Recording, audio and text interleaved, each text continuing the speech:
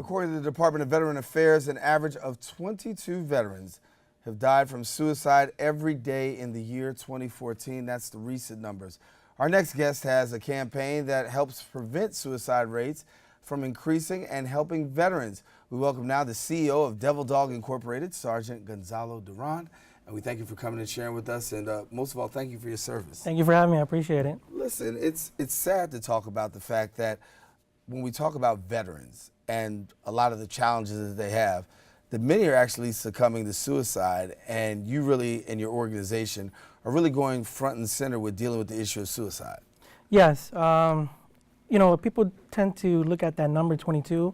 That's not an actual number. It could be less. It could be a lot more. There's no systematic form to get all the data into one organization. On top of that, 22 per day, you times that by 1 year, that's over 8,000 per year for the last 4, 5, 6 years. You can just imagine how many numbers that's. It outweighs everything from 9/11 to what we've lost in war. Right. And when we talk about the suicide rate, what are we attributing this to? I mean, obviously we've got veterans out there, they've served on the front lines. Are there any common denominators that we're seeing that is a cause for this suicide? Yes, there's a lot of things coming back home. Just something as simple as education. You know, when you go in at 18, you come out 4 or 8 years later, you're already like 6 years behind the average person that went to college, who had 2 years of experience. You know, how do you maintain that? Like myself, I came out as a sergeant making $60,000 a year, and then coming back offered entry-level jobs at $20,000, $30,000.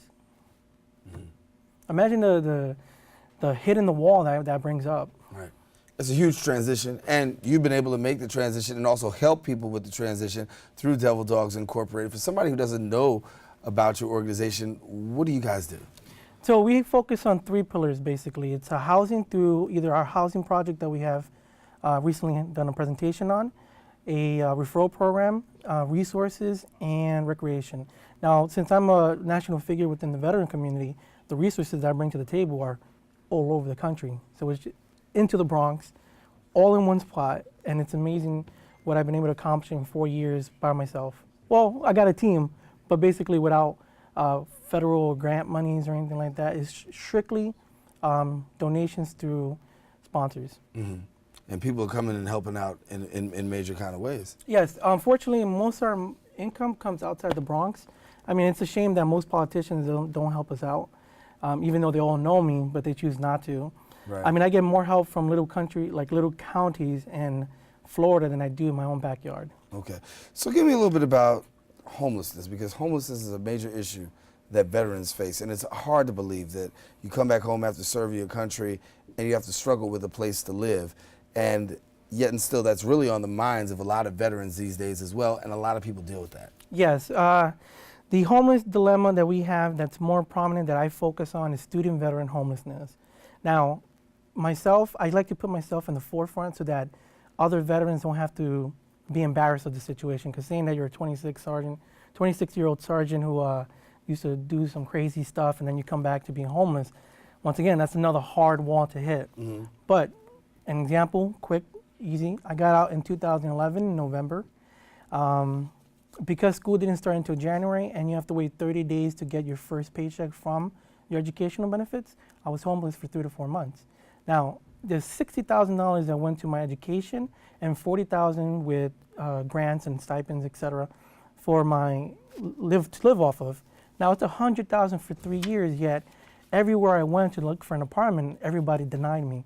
Maybe there was 1 or 2 bad apples that broke the system or something like that, but that's what we're coming to in the Bronx, in LA, and all over the country. It's not just a New York City or New York State thing. It's a national issue, and that's why I've been so present in pushing this agenda for the last 4 years. And you've been talking about being on a national agenda, talk about going across the country, really speaking. What's the response that you get? What are people saying when you go and share the story, and what your efforts are? The problem is a lot of organizations and individuals know this, but nobody wants to do anything. Everybody keeps on passing the buck to the next person, and it's unfortunate that smaller organizations and individuals that want to do the right thing are the ones that are taking basically the brunt of the disaster that's coming in. Talk about reducing the suicide rate campaign. Obviously, that is major for you as well, trying to reduce the numbers of suicides, making awareness about that. We want to get a chance for you to share a little bit with our viewers what exactly you're doing and how you're making that happen, too. Yes, so I was hoping that we would start out this conversation in a more lighter, especially with all the controversy going on this morning. Yeah. It's pretty intense days. So let me try to brighten up everything. Hopefully the next person behind me is also brightening it up. But 22 hugs a day to combat the 22 veteran suicide per day. I go around asking individuals to give me a hug, and then I post it and I share a little story if I can. The purpose of it is to tell everybody, look, when we get out of the military, we were institutionalized to be quick, fast, in a hurry, without question, to orders. To come back to that, it's a very difficult thing. But if we can lower our defenses, we open ourselves to possibilities. Now, that possibilities can be either reaching out to somebody or resources or just talking to somebody, and that's my goal. I've done every possible thing. I've been on national networks, I've gone across the country, I've done articles, I've done speaking engagements. I can't tell you how much I've done, and this is my last big effort into trying to change those numbers. Sergeant Gonzalo Duran, Chief Executive Officer of Devil Dogs Incorporated. If people want more information, what do they do?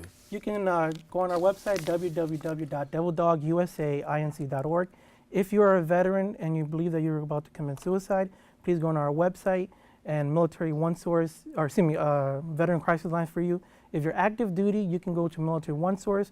If you're a non-veteran, non-service member, you can go to New York City Well, all located in our website. And if you need something in the tri-state area to see somebody directly, NYU Lagoon is one of our partners. I'll be happy to direct you there. Sergeant Gonzalo Duran, first of all, thank you very much for your service. We hope that you have a happy Veterans Day and continue to do the good work. And certainly thank you for bringing awareness to us in our borough for the need for veteran services. Thank you so much. Appreciate it. Thank you so much. Thanks so much now. All right, listen, we take a quick break. We're shifting from veteran services to talk about HIV preventions along with the latest HIV breakthrough. We'll explain a little bit more right after this.